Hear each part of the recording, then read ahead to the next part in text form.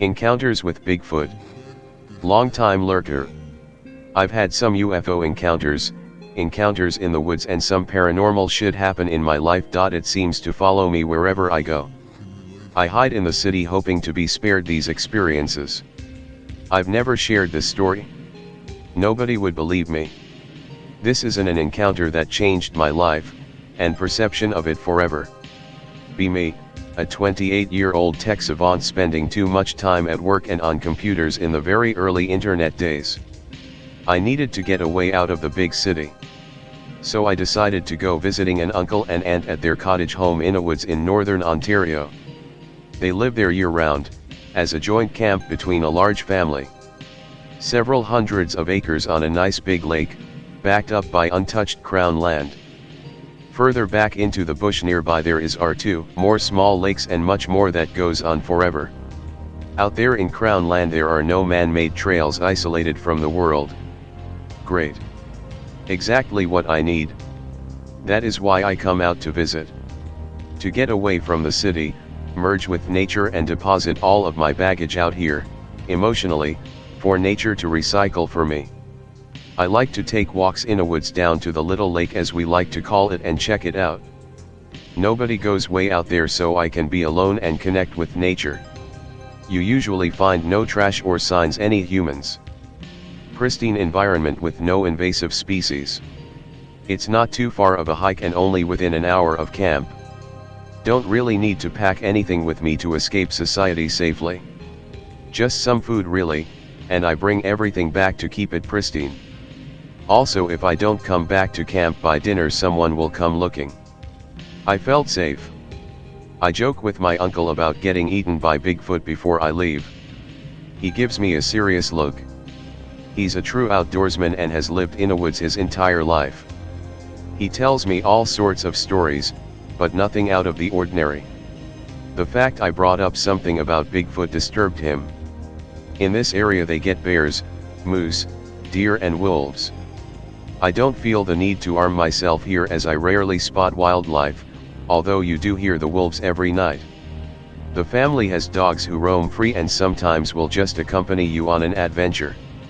They are great for sniffing out nearby predators and barking up a storm. In fact, it was rare you went a night where the dogs didn't scare away something from camp. Today the forest was quiet and no dogs to be seen. So I look at my uncle, who now looks concerned, and he reaches over to the fruit bowl and tosses me an apple. He says, "Anon, take this, you may need it. It is a long walk back if you are hungry."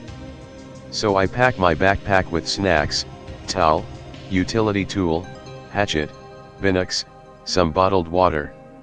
I find meditating out there extremely easy. Third eye opens right up because of the energy in this place. Some areas allow you more perception than others. I wonder if this has anything to do with ley lines. I think to myself. I always thought ley lines were bullshit. Leave camp up through a small clearing where they hold parties. It is far enough back away from camp to be private if you want to be loud and not disturb the old-timers in their cottages by the lake.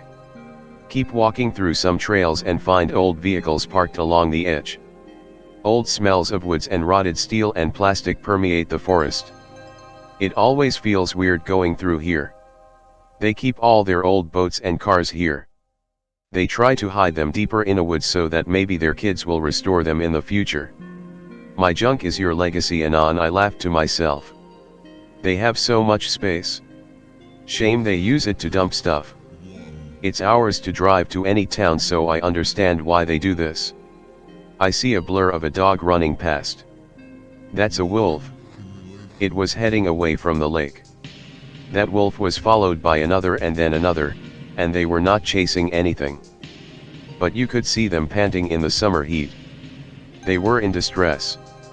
I follow established ATV trails as far as I can go and then cut in the woods into the right direction I should be going. Everything is so thick here, and you can get lost and turned around easily. Make my way down and around the rocky hills, around back near the river past the beaver dams through thick woodland. Lucky I brought my hatchet. Out of the corner of my eye, I spot antlers in the distance. Shit, some deer just ran away from the direction of the lake toward the wolves. Something odd is going on. Wish I brought my gun. Gif. Head toward the deer off in the distance. Come to a small clearing and a trail. Shit, this isn't it? A natural deer trail is hidden somewhere around here that leads to the small lake. This trail is too large. Every freaking year I come here, I have a hard time finding it. Fuck, where is it? I blurt out frustratingly. Continue on in the general north direction through the brush. I find fecal matter. It isn't deer, I think it's wolf, no, too black. Shit, this is bear scat. I think to myself, I've seen pictures of what to look for. I guess bears really do shit in the woods. Tracks looks a few days old though, so I'm not going to worry. They rarely get bears at camp. Wish I brought my gun. Gif. I continue to hack my way to find the trail, gripping my hatchet tightly. There is very little noise in the woods near the camp other than the wind and the occasional chipmunk upset about me approaching its territory. If you stand still and just listen, you'll hear the odd twig break, an occasional bird call. But this part of Canada is eerily quiet in the forest. But today I found it very odd, the lack of birds in this part of Ontario. I hear movement and swishing through the foliage. Another huge deer comes running through the woods away from the lake. I must be near. I grab binocs again and realize, that's not a deer. It is a baby moose. There must be parents nearby and I'm now in a dangerous situation. Better wait around and hide for a while. Don't hear anything else for a long time. Moose's parents must be already gone. Realize, holy shit, I hit the lottery on seeing nature today. Continue on my way, hack hack chop chop. Realized that it too was moving away from the general direction of the lake. Wish I brought my gun. Gif. I'm like a bull in a china shop now, intentionally. I thought if I make noise it'll scare away any remaining critters. Ah, there it is. I remember this place. One of the trees is marked too, so I know it is the right trail. Trail is used by snowmobilers but is only 1 foot wide in the summer months. This little lake feeds the bigger lake, but the river continues upstream to a tiny lake. The tiny lake is so overgrown the only way to get to it is by boat and paddling your way up through narrow and thick brush. I've been told there are waterfalls up there somewhere, but also spiders as big as your head. My uncle always warned me not to go to that lake because it was too dangerous to get to. I wondered why. I think to myself, those animals were coming from the tiny lake area. I should be safe at this lake. Ground gets super spongy and soft the closer you get to shore. All sorts of weird plants I've never seen before, like a Venus flytrap type thing. I learned later they are called pitcher plants. I decide to look inside to see if any of them caught any prey. I peer into one and see a bunch of flies. I move away from it because it is near a big sinkhole. The one I fell in last year. Blueberries are growing wild here near the swampy ground. They are already picked pretty clean though. Finally reach edge of lake and it is crystal clear, and calm. You can hear a pin drop. One of the most remote locations I've been, and I feel so connected to everything. The most beautiful place in the world I've ever encountered. It is good to be back. There are holes pitted all around with black water. The lake's water is clear, but for some reason looking straight down is black mud. I know to watch my step. If you stand on the mud you'll sink like quicksand and be trapped. Had to use a blueberry plant to pull myself out of the water before. Lucky they are hardy plants. The whole ground around me seems to be a mossy floating piece of ground. If I bound up and down you can see the shoreline 50 feet away create ripples in the water. The water is underground here and this is all floating growth.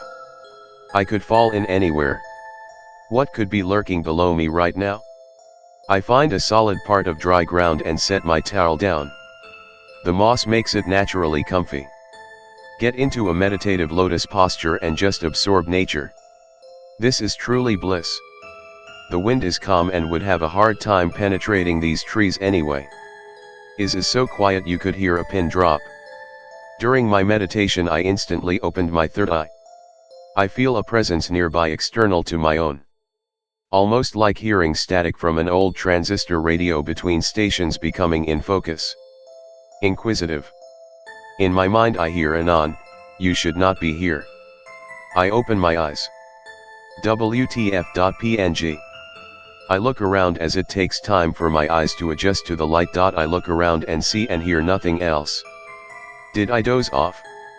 Continue meditation. Time passes again. I hear a squelching noise and thought I heard something across the lake moving around. Then the smell hits me. It smelled like used diapers that were dipped in methane and lit on fire. Burned hair that hasn't been washed in years and hot burning farts.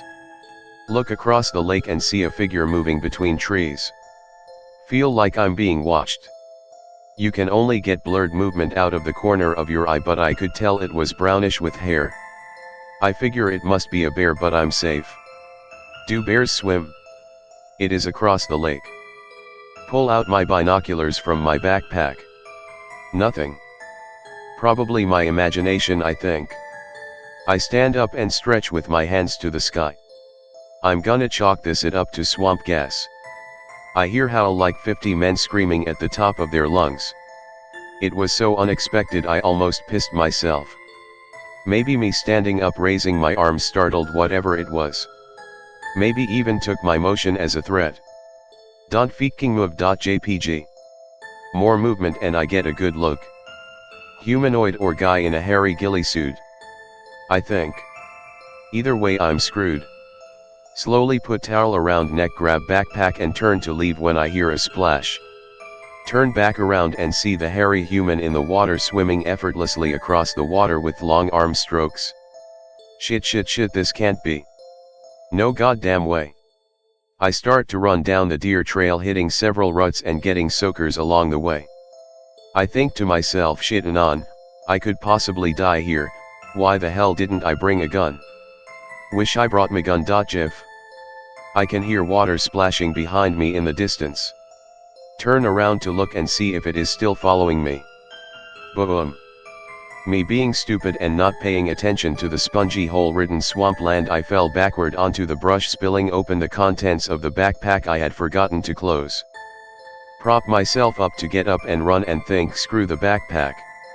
I look back at the trail to start running and see what looks like a cross between a man and a brown gorilla, dripping wet, standing there looking at me. I'm out of breath at this point. This being is calm. Bastard looks like an annoyed Samuel L. Jackson. It points at me and lets out a grunt at me.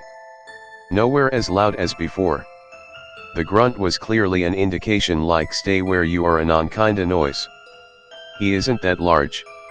Maybe the same size as me but proportionally way more muscular and thick. Maybe 6 feet tall with a conical head.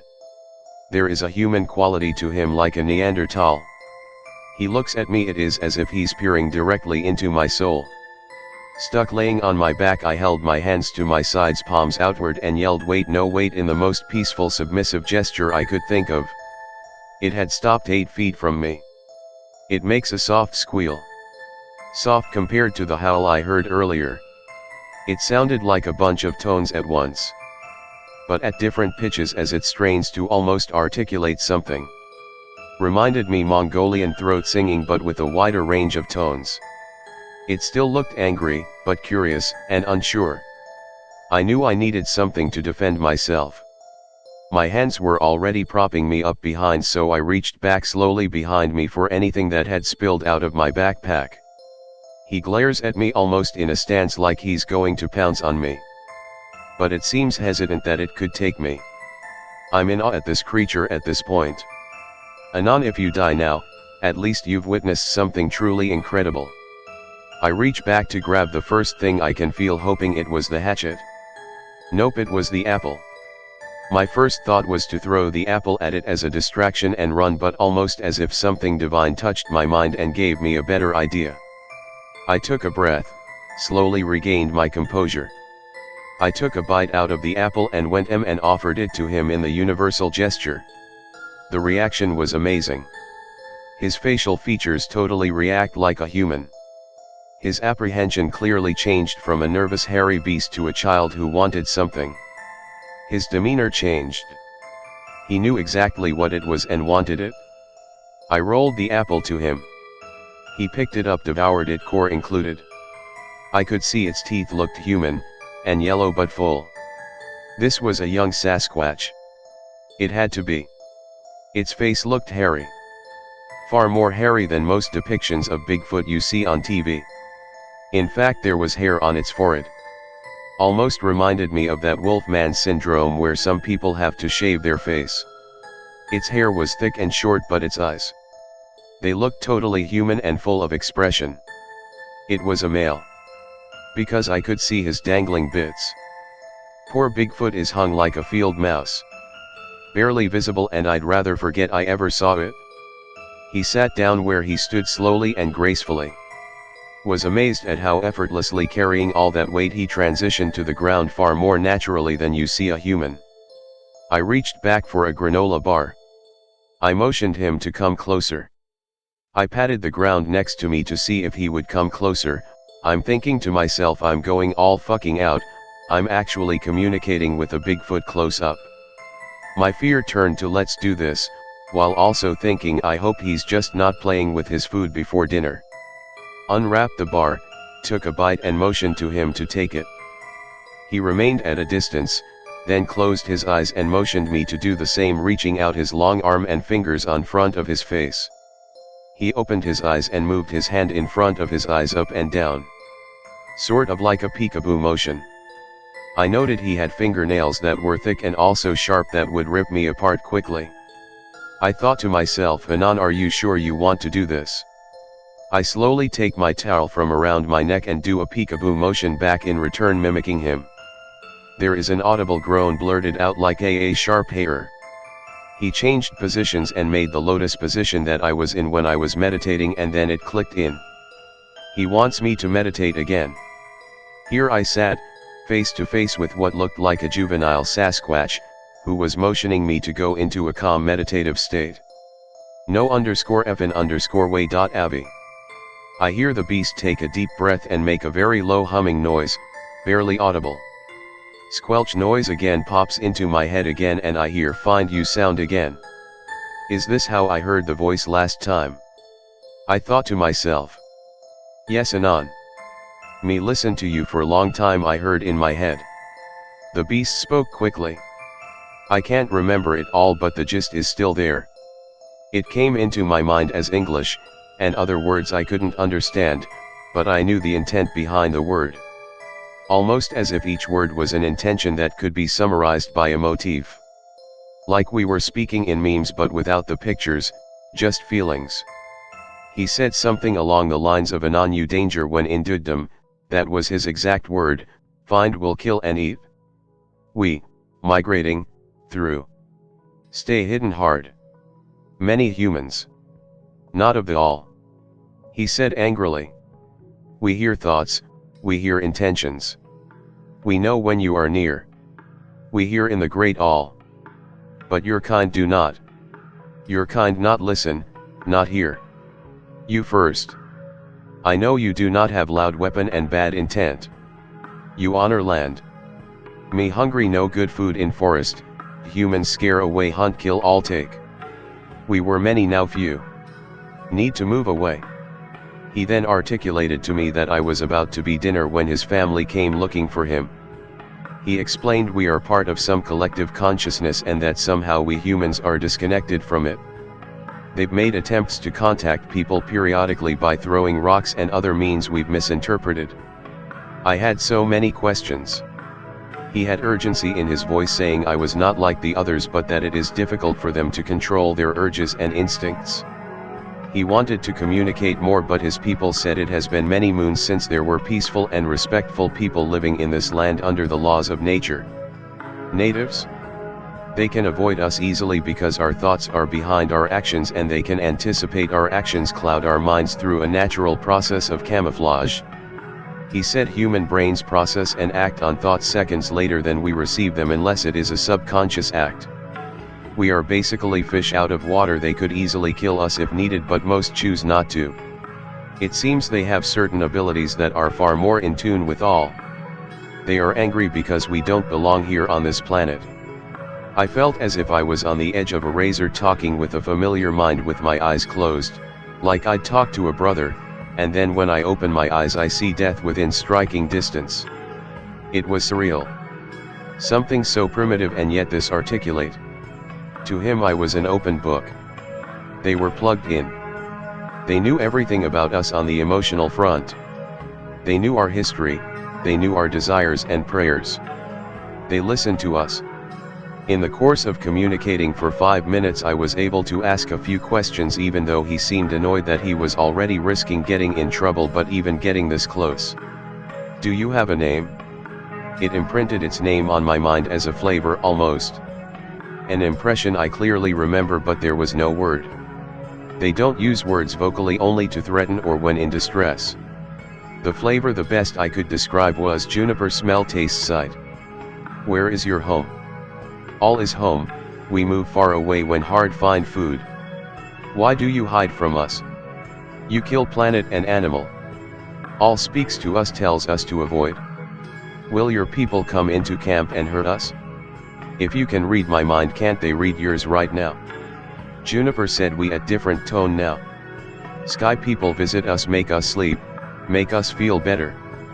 We do not avoid sky people. Protect us. Forget what else took place as this part gets fuzzy. Juniper gets up breaks the link. He points in the direction toward camp and motions that I go. I try to get and he runs over and rummages through my backpack, grabs the hatchet and throws it into the woods. Takes my food and then turns and flees back toward the water silently. I realize I better book it out of there but also feel more connected to the forest than I ever have. I looked down realized I had actually pissed myself at some point during this. I start running calmly and carefully away from the lake. Then it happens. I hear the loudest howl I've ever heard anything make. They're here like the little girl said in the Poltergeist movie I had just saw months earlier. I've hear elephants up close etc. This was terrifying. Then I heard more of the Tibetan harmonic sounding talk at a louder volume getting closer. I start to run haphazardly knowing this is going to be difficult to get through the thick brush. I had to hatchet my way through initially. I'm making all sorts of noise like a dummy and think to myself I'm making myself prey by running away, they'll think it's an animal. Maybe I should hide. I hear thump thump thump and the ground almost seems to vibrate. Clearly Dad has arrived and I'm on the menu. I'm getting cut up bad as I hit the branches running. Legs all torn up, but I exit the foliage into the area near the ATV path and let out a sigh of relief. Run like the wind, it's a clear shot back. But I'm panting and out of breath so I stop and turn to look back again. Then a patch of fur and then blackness. Wake up, it's dark. I feel like I've been hit by a truck. I'm a towel wrapped around my head. ATVs in the distance, dogs barking and people and shouting. I get up and see my backpack laying next to me along with my hatchet in the moonlight. I take the towel off and realize it's covered in blood. So is the hatchet. The towel stopped the bleeding. I yell for help and eventually my uncle finds me in his ATV. It is all a fog at this point but they ask me what happened and I tell them I don't know. I think I encountered something, an animal or something. My uncle said it looked like I hit my head on a rock from what they could see in the headlights of the ATV by me. I was laying near a rock. I also stunk to high hell. My uncle looks at me and come anon I'll get ya back to camp and patch ya up. Clearly there is more to this story. I mount the ATV with some effort and ride back to camp. They help me walk back into the cottage as I'm woozy with a concussion and my head is still bleeding bad. Uncle hands me 2 bottles. One of aspirin, and one of whiskey. No hospital near here for hours. Go to the bathroom to wash the stench off me. I look in mirror, see large gash on my forehead and bruises all over. And stitches my wound, and still unable to remember anything. Something at the edge of my mind. I search through my backpack to see what was left as I try to recall what happened. I feel something prickly inside. Reach hand in and pull out one sprig of juniper with berries attached. WTF, I smell it and instantly remember his name and my encounter. Heart starts racing. Shit, we are in danger. It all came rushing back, what an experience I just had. Think to myself, maybe this was Juniper's way of saying I was safe. Continue to patch my legs and arms up, take some long drinks of whiskey and retire for the night in the bug room. As I'm laying there about to fall asleep, I hear something hit the bug screen. Then again. I realize I can usually hear the forest outside through the bug screens. It is dead silent out there. It sounds like small rocks hitting the screen and then the ground. Plink. Plink. Plink. Takes a while for me to realize what was going on. Could that be Juniper? I was in no mood to meditate nor thought I'd be able to with this pounding head. Take deep breath and relax body as I've always done. I'm a well-trained meditator and quickly get into a calm state, even with my head pounding. Squelch, Anon, you okay? Not much time, we must eat, then we leave far away. I stop him from killing you and wrap your head up. We heard barking and human machines flee. I listen intently but ask, who is we? We run mostly or hide, but this different. Dad was going to kill you. Little brother and sister come with dad also to kill you. I protect you. I in charge now, family now. I think to myself about the bloody axe and wonder what he did. Then I think about them eating. Did they come into some food? Then it hits me. Juniper understands, I understand now, and he senses my repulsion. You must survive, and we must survive, Anon. Goodbye. I said goodbye, but there was nothing but dead silence, and a pounding head. Moral of the story? Don't forget to bring a towel. Forgot to mention. My uncle and I talked after, and he knew what I encountered. He recognized the smell. Said I was extremely lucky to be alive. His father told him stories about this area and how they kept to themselves, but if you went too far in it would get dangerous. They kept to themselves and away from camp. Told me not to tell my aunt or anyone or it would scare them. It needs to be unspoken. I agreed. I went back many years later many times but nothing. I took a video of the trail, so I tried to capture a few stills. Below is the actual trail just before you get to the lake. Actual spot where it started.